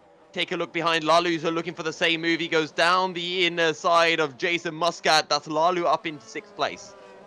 Yep, Lalu up into P6 now, ahead of Jason Muscat. Jason down to P7, as he logically would. But anyway, Lewis Bickers now is Jeffrey Fournier's next target. He's a 2.5 seconds up the road, like Fournier will be reeling him in quickly. And that will, of course, put Fournier back up into podium position. Tapper. Now what's happening? Right, now I expect, so Tapper's into the pits again. Now I expect what's happening here is one of 2 things. Either he didn't change tyre compound and he needed to, or he's got a stop go for speeding in the pits. I think it's a stop go because he hasn't changed tyres. So that looked to me like a stop go for speeding in the pits, and that's put him out of the point scoring positions. Yeah, and that is bad news for Tapper, who was running 2nd in the championship coming in to the race. So big shame for Tapper, and this is going to mean big points for Fournier and Francesconi, and they both will jump ahead of Tapper up into 2nd and 3rd place respectively. Also, Dino Paolini will probably take 4th coming out of Turkey. And that has championship implications too, because Dewi Tapper's 2nd in the championship. So Tapper there, losing, well, he might not even score at all. Fournier is coming from miles back. He's got to go really late on the brakes, and Bickers is going to see him, but Fournier from nowhere, the dive bomb from a down under. This man might have been watching a bit too much of Danny Rick. Fournier with the drive coming out of the final corner as we make our way onto lap 36 over 46. Fournier has the speed, Fournier has the brakes, and Fournier will take a third place. Fournier back onto the podium. Round of applause for that one for Jeffrey there. Yep. Fantastic for Jeffrey. And US Bickers had nothing for him. Jeffrey Fournier has made by far the most overtakes of anyone today. I don't have the stats for how many he's made, but all of them have Too been many. top-notch. I love the way that he's not like Max Verstappen or whatever. He doesn't make stupid dive bombs and just plow into people. Whoa. Are you cussing down my man Max Verstappen? Yes, I am. But anyway, Wow. Jeffrey Fournier, he's much more kind of old-fashioned style of overtaker, but that's a good thing. He knows about the overlap. He knows about who has less to lose. He knows he has all of that in mind, and when the time is right, he just goes for it. He sizes his opponent up just right, and Jeffrey Fournier is by far the best overtaker in this field, it seems. Now, whether he will finish second or not is another matter. He has about 14 seconds to gain on Michael Francesconi. Now, the way he would pull that is if Francesconi has to make another stop. However, we've seen the medium tyres last 29 laps, and that is more than enough for Francesconi to run to the end. So if he can manage it, then Francesconi might well hold second here, which would be a great performance from him. It should be said as well, saying that Fournier is my driver of the day so far, and indeed he is. Although actually, overtakes aren't everything in racing, and you can be the fastest driver of the most overtakes, but if another driver outclasses you on strategy, I still think that they have outclassed you. But anyway, I just think that considering he started 12th on the grid, and considering just the style and class that he's been showing, I have to say I have a little bit of bias towards Fournier on this one. But anyway, Lally now slipstreaming Bickers for 4th position. This looks to be the next move that's going to take place potentially. He's been catching him for the last couple of laps. You said that Lally's been flying just as much as Fournier. Now he goes to the... Ooh, there's no room there, Jakob Peckett. Goodness me. Back to the right-hand side. And that one looks a lot more promising. And Bickers lets him go there. Sees that he's not going to have any chance of keeping it. And Jakob Peckett, affectionately named JP Lalu by the GPVWC community, is up into P4. Yeah, good stuff from Lalu there. I would like to know, maybe we could ask Fournier after the race, why he did go for that two-stop strategy, because I think he was in 5th place or something. No, I think he was in 3rd when he pitted. So I'm not sure why he just didn't stick on the same strategy as the others. Maybe he just has more tire wear and he's unable to manage it. Maybe that's it. Maybe his race setup just has more wear on the tires, potentially. Then again, if he had gone for the one-stop strategy, there's a good chance that he wouldn't have done as well as he's doing now, because he may have lost more time through having to conserve the tires, through having to... it may actually be that the two-stop strategy is better. It's just that because Fournier started so far down, we haven't had a chance to really have that demonstrated to us. I mean, to be fair to Fournier, if he did start at the front of the field, he probably would have been a further 10 seconds up the road at the very minimum. Yeah, if Fournier had started on position, then he would have won this race. And I think his undoing was really his poor qualifying. But anyway, his race pace and his race ability has been absolutely phenomenal. I suppose just for next time he needs to work on his qualifying form. The pits now comes, that's a back marker, and that will be Stefan McCready. So McCready, I think, may possibly be about to give up here. Not entirely sure, but anyway. Just so I'm pulling in and wasn't sure what was going on. But now it looks like he is making a proper pit stop. He's going on to soft towards the end of the race. Doesn't appear to be in a position to score points, because the top 15 score points. He's in P25 at the minute, so it's pretty much impossible for him now. Jeffrey Fournier on that last lap of the race, he's been in 26s for a long time now. Last couple of laps. Francesconi has also been in the 26s for the last 2 laps, meaning he's not losing anywhere near the pace you'd expect for tyre saving. Yep. Either that means he's resigned himself to the fact that he's going to have to stop again, or it means he knows he's going to the end. I'm leaning towards the latter with less than 10 laps left in this race. So I expect the order at the end is going to be De Vries, followed by Francesconi and Fournier. But you must say this has been a hugely unpredictable race all the way through, a hugely entertaining one. And I thought the Bahrain last time out was a thrilling race, but this one has just taken the cake. Yeah, it's still a shame that Luke Maguire for Mouse 1 wasn't here. As Colin Sporky's having a look on Pedro Mora, really late on the brakes into the final sequence of corners. Won't be able to make it work, and he slots back in behind Pedro Mora. So, less than 20% of the race still remaining. A bit of a battle going on between Krupa and Ragosa. That's over 14th place. Krupa making that stick for the time being. He still has some places to gain if he wants to get back up to where he was before getting involved in a few costly fights. It's De Vries leading with under 10 laps to go in this race, followed by Francesconi, Fournier, Lally, Bickers, Paolini, Muscat, Faber, Juba, Mora, Spork, Saracino, Brack, Krupa, Ragosa, Singh, Poom, Wach, Tapper, Schroten, Zaribiec is just retired. I'll get to that in a second. Then it's Mayer, McCready, and Cosmala and Clip have also both just retired. So we've had a couple of retirements in these late stages. You continue to watch the order. I'll do a bit of investigating work. So where had you just got to, Caitlin? So no, it's okay. Okay. That's yeah. I read out that's how it stands in these late stages.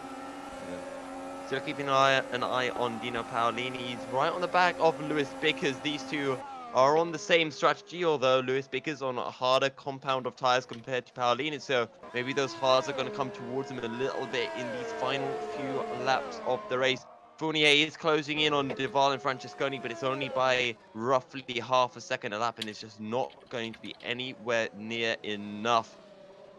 Muscat not too far behind at Paolini as well, and he's dragging Adrian Faber along with him, and we might be getting a proper 4-way scrap for 5th place, which would be a lot of points, especially for the likes of Dino Paolini, who's sitting 5th in the championship as well. No, I've just done some investigative work about why those 3 drivers suddenly retired. They all simply gave up being too far back to score points, and it happened pretty much exactly the same time. They all just pulled over and stopped. So I'm not sure if they're all in communication with each other or not. But anyway, it's that time of the race anyway, where drivers who can't score points decide that it's best to save the engine and to save their stamina, more like, to pull out of the race. So that's the end for those 3. 22 cars still remaining, and I want to give credit actually to Stefan McCready. He's a lap down. He's the only driver not on the lead lap still running, but credit to him for not giving up, because that is always what we like to see. Jack Mayer now into the pits. I think. Oh, big moment from Pedro Mora. He goes sideways on the exit of a turn 10, and that's Colin Spork up into those top 10 positions. Big mistake from Pedro Mora, but I doubt that this battle for 10th is done yet. Oh, and he's coming back at him is Mora. Not quite that close. Jack Mayer, interestingly, is still in the race. He's gone into soft tyres, so returns to the race. He's now joined McCready off the lead lap of the race, but anyway, doesn't quite drop to last. But yeah, this battle between Mora and Spork is going to heat up again. Credit to Spork if he can finish in the 10. I know he has theoretically the best car, but still. He is the youngest driver in the field, as we mentioned a lot at round 1, where he finished P7, and to finish in the top 10 in 2 of your first 3 races at that age is really quite impressive. I started sim racing when I was 15 as well, and I was nowhere near as good as he was. I remember finishing penultimate in my first 3 races. I didn't quite finish last, but I finished second to last. But anyway. Colin Spork doing a great job. Pedro Mora dropping to P11. Sandeep Singh and David Krupa having a bit of a battle of their own for 14th place. Battle for the wooden spoon, really, in regards to points, but still got a few battles across the trap, of course, from Lewis Bickers down to Adrian Faber, and then we've got Colin Spork, Pedro Mora, and Giuseppe Saracino on the back of this as well. And look at the run that Saracino's getting. In fact, I think Pedro Mora might actually have lifted off to let his teammate through and say, you have a go at Colin. I do not have the pace to match the Cianobite Motorsports car. Yeah, that's team orders there. That's Saracino getting past Pedro Mora. Mora was not full on the throttle there. He, yeah, very much just wants his teammate to have a swipe at Colin Spork, and I wonder if he'll try to follow him through when it happens. Dropping back a bit, I wonder if his tyres have maybe started to drop off, because his last 2 laps have been 128. Then again, of course, his last lap was hindered by him dropping off to let his teammate through. So actually, he's not as slow as I thought. But yeah, he's been running on those tyres for a long time now. I wonder whether his tyres will maybe start to drop off a bit towards the end of the race. Of course, it is a harder compound, and he's been only running it for 20 laps. So not entirely sure about that. But anyway. I think Jack Mayer's just stopped and put on a fresh set of boots. He did, yeah, we saw it happen. Yeah, he's on for a fast lap of the race right now. Purple in sector 1, so he's going to take the privilege away from, I think it's Hygo Poom, who currently has the fastest lap. Now, I believe, actually, that the teams get extra credits if they score a fastest lap, so not entirely surprised to see that happening for Jack Mayer. Even if not, he wasn't in the points anyway, so I wouldn't be surprised to see him just going for it for bragging rights. I know I tend to do that. Back in ITC Division 2 last year, didn't score too many points, but scored quite a few fastest laps simply because I knew when to give up. But anyway. Just penultimate lap of the race, just dive into the bits and go all out on that final lap, full qualifying mode, and you tend to be able to pick up those fast laps as a result, as you said, looking to get those extra credits. But the battle for 5th place is not done yet. Dino Paolini is still within a shout of jumping ahead of the Lewis Bickers, just under a second separate the two of them, with only 4, or I should say 3 and a bit laps remaining. 3 and a bit laps remaining, indeed. Less than 10% of the race to go. Still, it's de Vries leading by about 3 seconds to Francesconi. Francesconi actually, well, he's pushing. His last few laps have been some of his quickest. He's been in the 126s for a very, very long time here. So, still not quite giving up, although still 3 seconds back from de Vries. There's not really that much he can do. De Vries is also in the 126s and has been for a long time as well. So, very consistent laps for both of them. Also want to mention Colin Spork.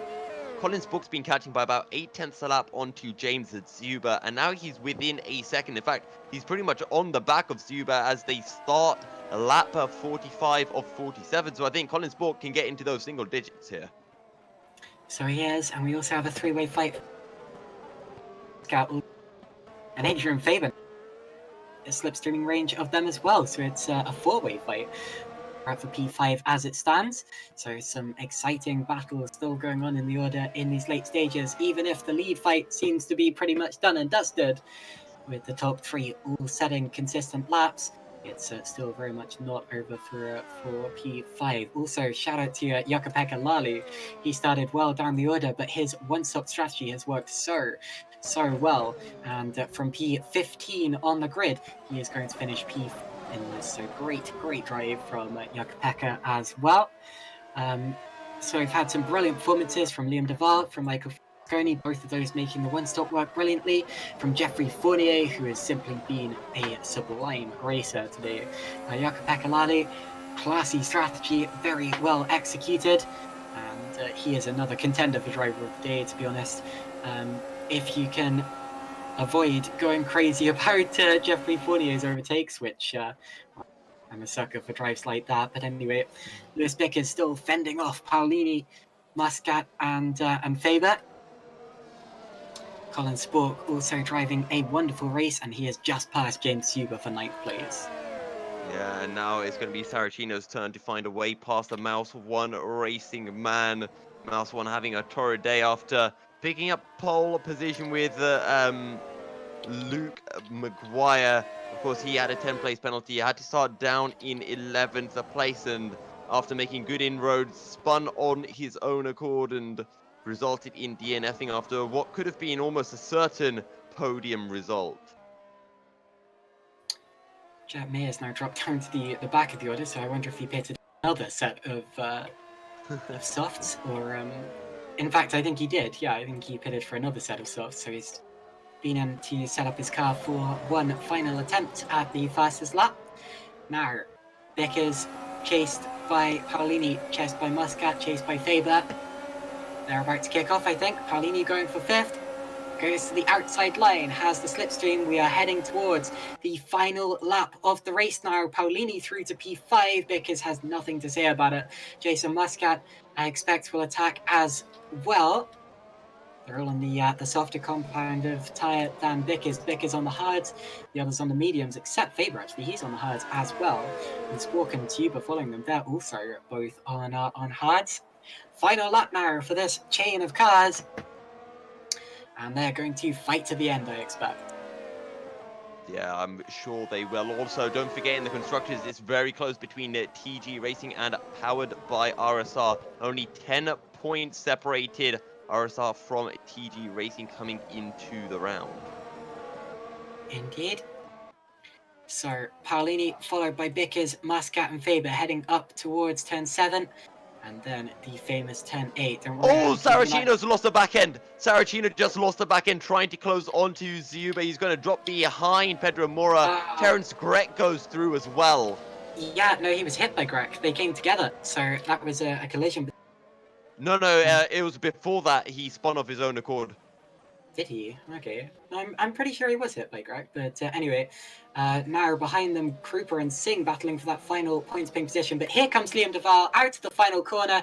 Liam Duval wins at Istanbul. A fantastic one-stop drive from him. Michael Francesconi only 1.5 seconds behind in the end, drove an amazing race as well. And Jeffrey Fournier, my driver of the day, finishes 3rd, less than 10 seconds back. Fantastic from Jeffrey Fournier there. Jukka-Pekka Lalu, who is also a superstar today, P4 from 15th on the grid. Then it's going to be Paolini who beats Vickers to the flag. Muscat is P7, Faber P8. Then it's going to be Colin Spork, another wonderful drive from him. And 3 wide further back, and Singh is going to go sideways. And a brilliant move from Singh to go up into 12th position. In the final sector of the course, Grech and Saracino are going to fight over 13th. Grech runs off the road, and Saracino is going to be P13. So they were fighting right to the end after all of that, as Krupa just missed out as well. So the points paying positions went to Duval, Francesconi, Fournier, Lalu, Paolini, Vickers, Muscat, Faber, Spork, Zuba, Mora, Singh, Saracino, Grech, and Krupa. And Saracino just threw away a P10 there. That is bad stuff from him on that final lap. Just letting the pressure get to him. He was really trying to hunt down... Actually, sorry, P11, he was really trying to hunt down Zubin. Just lost the back end through turn 7. Sorry, through turn 4. Happens, but big shame for him and TTF BBR Racing. And the fastest lap went the way of... Jack Mayer. He just pulled it off on the last lap. Yep. Sorry, on the penultimate lap, 25.4. Yep, you're absolutely right. Jack Mayer does take fastest lap there.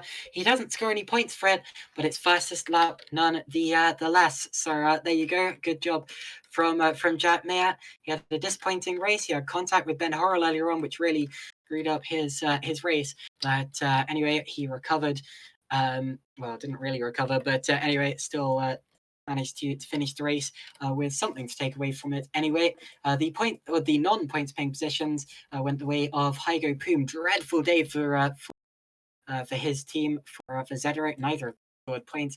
Alexander Ragosa was P17, followed by Tom Wach, Ray Schroten. Dawi Tapa gave up on the penultimate lap, didn't want to do one more lap of the race. Stefan McCready, P21, and Jack Mayer, P22. And shout outs to both McCready and Mayer for finishing the race despite being a lap down. That is always admirable, good sportsmanship from them. And then we had further retirements from Rebiec, Sebastian Kosmala, Matthew Klipp, Kaz Reitveld, Ben Horrell, George Sutton, Luke Maguire, and Pascal Schmidt. So an exciting race, a very, very exciting one.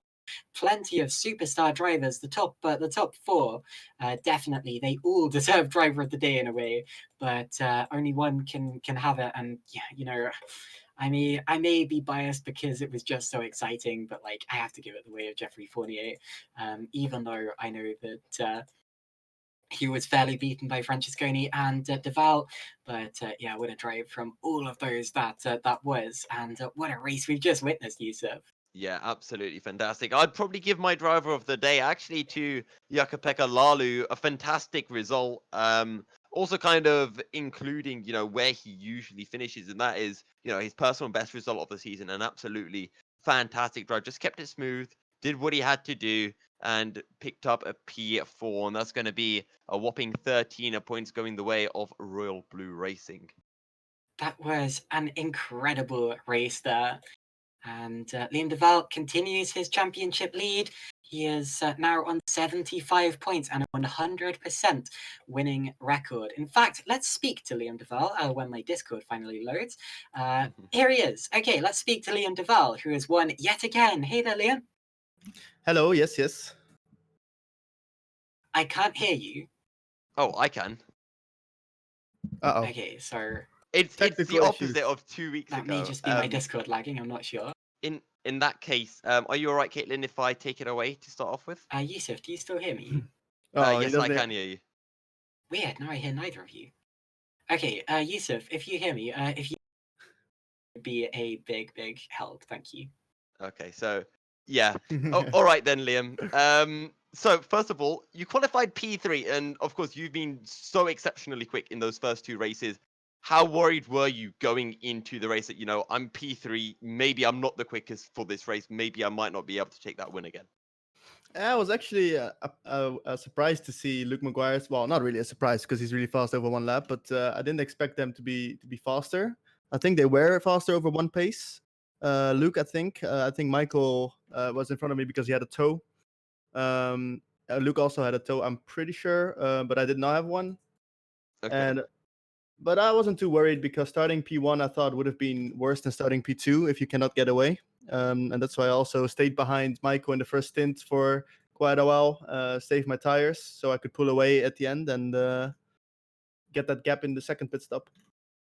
When you did make your way out of the pits, you pretty much came out right alongside Geoffrey Fournier. Did you know that he was going for the two-stop strategy, or was it, where on earth has this guy come from? Yeah, Adam Maguire engineered me, and he told me that he was on the softs again. So I knew that for sure they was going to go for a two-stop because of the mandatory two-tire change rule. So I knew for sure he was going to go for it, and I was surprised that I could actually, I was slower, but not by much. So I knew he wasn't a threat after a certain point, and I only had to look at Michael behind me. And that move you pulled off on Michael, I think it was it turn 1 that you pulled that off, or into the final chicane?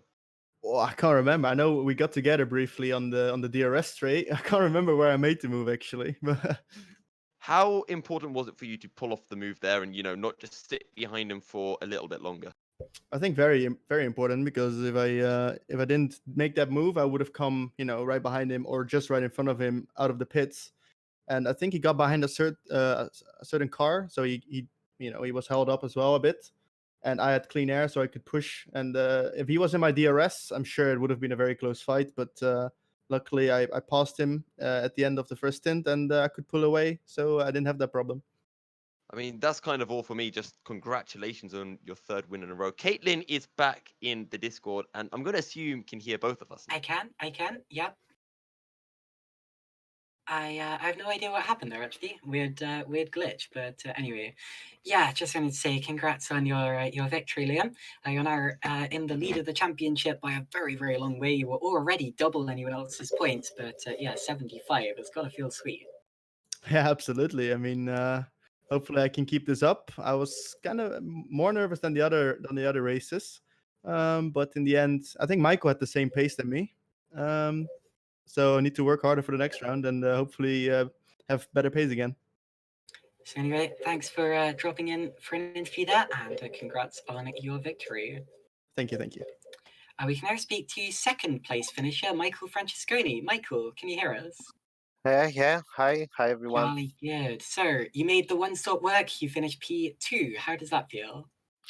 Not bad. I'm happy. Finally, no problem with the other drivers, and we did a nice battle with Liam on first stint. Very nice, but he was faster than me. I try everything first stay in front. At the end, I finished the tires and he passed me. He was very fast. On second stint, I was on 3 seconds behind and I stayed there. I have a whole stint. He was a with different compound, but maybe he can push better. I need to manage the tires, and I can't push very hard. But it's good for us. For me, finally, it's a beginning. It's a beginning. Well, it worked, and P2, you really weren't that far off Liam de Vries either. Do you think you could have done anything different? Maybe picked up the win somehow? I'm sorry, I don't understand what you mean. I'm sorry. Okay. So what do you think you could have done better? Do you think you could have won? Yeah, I can do better with the tires. He's crazy because he attack me every corner, and he's better on the wear of the tires. I need to work on this, but I think I can do. Now the car feel very good now. I hope for next race I can battle for the win. Yeah, I agree. But I do have a question for you, Michael. Yeah? You got P3 in Australia, P2 now. Both you and Jeffrey have effectively completed 2 races, and you're now tied for points on 36. Are we going to see a massive battle for second, and maybe first if you can close that gap to Liam over the rest of the championship? We are very close on second, but I think Jeffrey and me, we can fight for win this champ. I'm sure about that. Liam is not impossible to take him. I think we can fight. Maybe we need to work together, but no, I'm joking. No, I think we can fight for this champion. It's only the third race. I think we are there. We are in the pace. We can do it. Okay. well, congratulations on your second place finish there, and good luck for the future rounds of the championship. Thank you so much. Thank you. Bye. So that was Michael Francesconi there. So after the first 3 rounds of the championship, Gerrit don't know why I said that. Liam de Vries leads the championship on 75 points ahead of Michael Francesconi, who is P2. Fantastic race. It was much closer than the previous 2, and what a fight we saw for the top few positions.